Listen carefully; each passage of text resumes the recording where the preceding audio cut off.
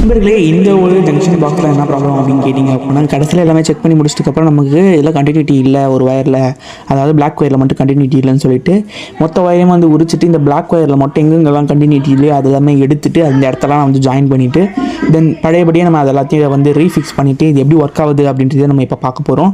So இதுக்கான full video link பார்த்தீங்கன்னா கீழே கொடுத்துருக்கேன், அதை கிளிக் பண்ணி நீங்கள் வந்து பார்க்கலாம். ஸோ இதில் என்னென்னலாம் பண்ணியிருக்கோம், ஸோ இதில் எப்படிலாம் ரெக்டிஃபை பண்ணோம் அப்படின்றது மொத்த வீடியோ டீட்டெயிலாக வந்து போட்டிருக்கேன். ஸோ கைஸ், இப்போது இதில் ஒன்று பார்த்தீங்கன்னா தெரியும், நிறைய இடத்துல வந்து ஜாயின் பண்ணிவிட்டு கட்சியில் எல்லாமே பண்ணிவிட்டு அதுக்கப்புறம் இப்போ ஒர்க் ஆகுதா இல்லையா அப்படின்னு நம்ம செக் பண்ணி பார்க்க சொல்ல நமக்கு இது பார்த்திங்கன்னா பர்ஃபெக்டாக வந்து ஒர்க் ஆகுது. அதுக்கு வந்து பார்த்திங்க அப்படின்னா நான் வந்து ஒரு ப்ளூடூத் நெக் பேண்ட் வந்து உங்களுக்கு சார்ஜ் போட்டு காட்டுறேன்.